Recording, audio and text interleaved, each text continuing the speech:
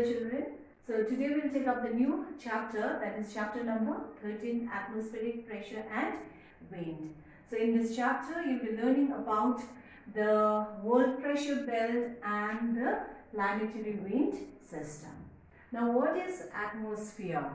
It is an invisible layer of gases that surrounds the earth. And what is an atmospheric pressure now? As you know that air consists of gases, dust particles, water vapor and the biological components. So therefore the air has weight, okay, and therefore it exerts pressure.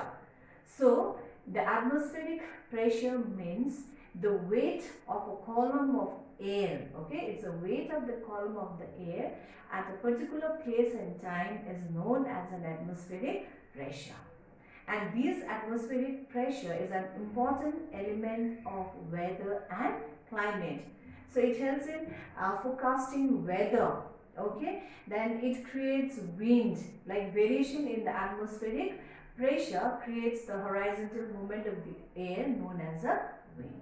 So now let us see the factors affecting atmospheric pressure. So number 1, we have altitude. Number 2, temperature. Number 3, water vapor. And number 4, rotation. Now, what is altitude actually? It is the height of the place above the mean sea level. And you know that the atmospheric pressure decreases with the increase in height. That is, for every 110 meters of height, there is a reduction or there is a decrease of 1 centimeter, okay, there is a decrease of 1 centimeter of mercury. So that's high the altitude, lower the atmospheric pressure. And the main reason for this decrease in air pressure with the increase in altitude is that air is thinner at a higher altitude, or it is less dense. So therefore the pressure exerted is also less. So point number 2, temperature.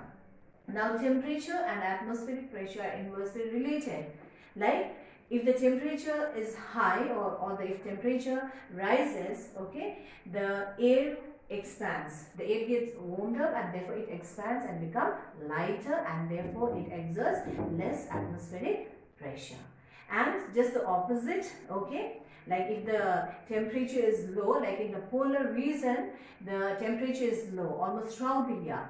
So therefore the density of the air is more, giving giving rise to high pressure belt. Then number 3 is water vapor. So the moist air, it exerts less atmospheric pressure than the dry air, and the main reason is because it contains less amount of oxygen and nitrogen than the dry air, okay.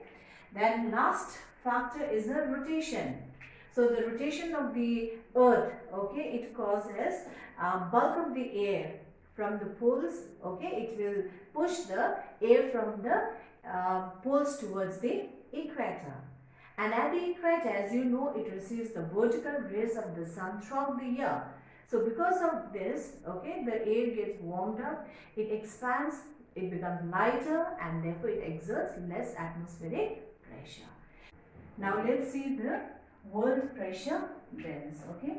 So there is a pattern of alternate high and low pressure belt over the earth.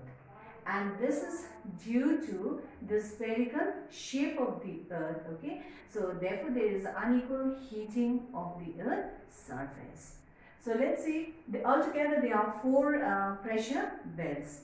So they are equatorial low pressure belt, subtropical high pressure belt, subpolar low pressure belt and polar high pressure belt. Now let's see the first one, equatorial low pressure belt. So this equatorial low pressure belt, okay, it extends from 5 degrees north to 5 degrees south of the equator, and it is a region of low pressure. As you know that the equator receives the vertical rays of the sun, so therefore there is an intense heat. So due to this, the air it gets warmed up or it expands, it becomes lighter and creates a low atmospheric pressure.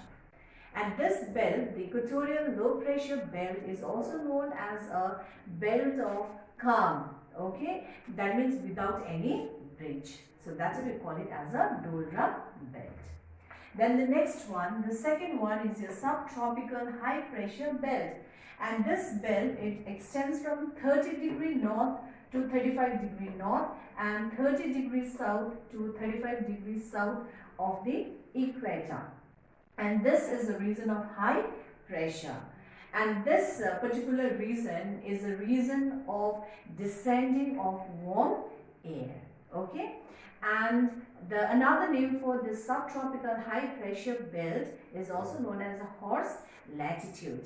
Like in the olden days when the sailors, okay, they used to cross through this particular belt, okay, means subtropical high pressure belt, they used to find difficult to move their ship forward. And whatever they have carried, like especially they used to carry food and like horses over the ship. And in order to move forward, okay, when they cross this particular region, to reduce the weight of the ship, they used to throw those horses into the river, okay, I mean into the ocean. So therefore it came to be known as a horse latitude. The next one is a subpolar low pressure belt, which extends from 60° north to 65° north and 60° south to 65° south. So actually this particular belt should be the region of high pressure, but they owe the origin due to the rotation of the earth. Okay. Then the last one is a polar high pressure belt, and it stretches between 90° north and 90° south of the equator. So this particular region, it receives the most slanting rays of the sun. The temperature is very low, okay, since it receives the most slanting rays of the sun, and therefore the air mass is dense, and these dense air sink, creating a region of high pressure. So these are the four pattern of alternate, okay, high and low pressure belt. Now let's see the wind direction and velocity. Now what is wind actually? It is the horizontal movement of the air. Okay. Then wind direction is measured by an instrument known as a wind vane, and the speed of the wind is measured by an instrument known as anemometer. Now let's see the factors affecting the wind direction and the velocity. So there are two important factors. Number one is the pressure gradient and the Coriolis effect. Now what is the pressure gradient? It's a rate of change in atmospheric pressure between 2 points on the earth. Okay.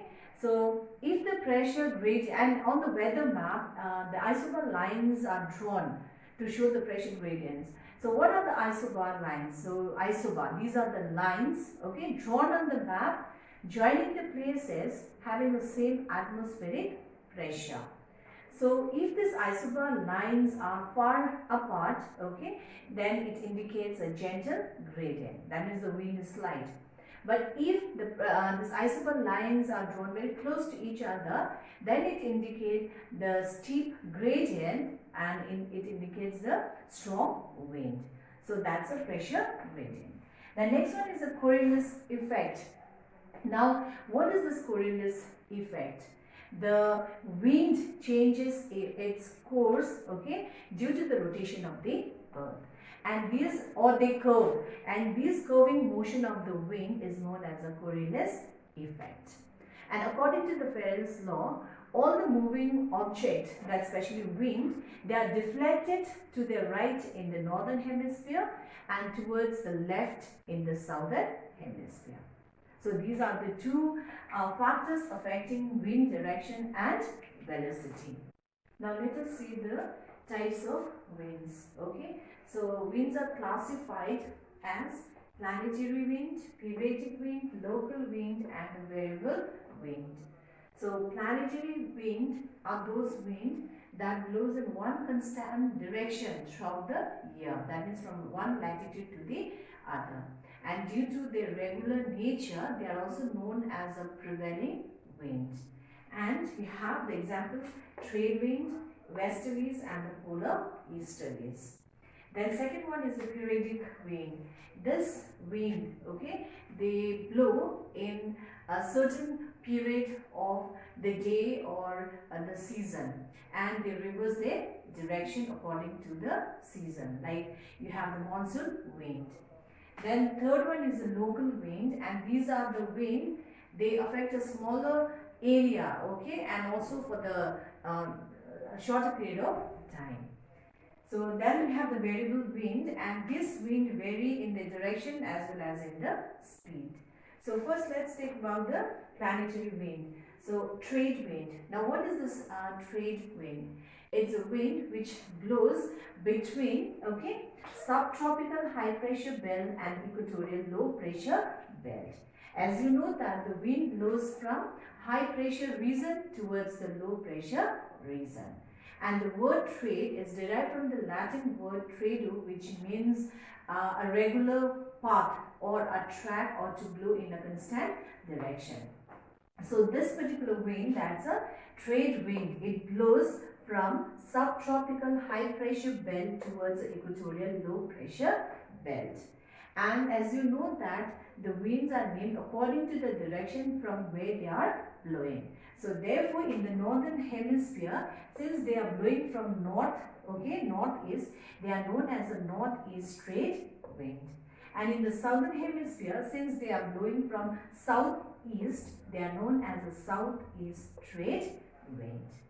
Then next you have the westerlies, and these westerlies are known as the anti-trade wind, and they blow between subtropical high pressure belt towards subpolar low pressure belt or circumpolar low pressure belt in both the hemisphere.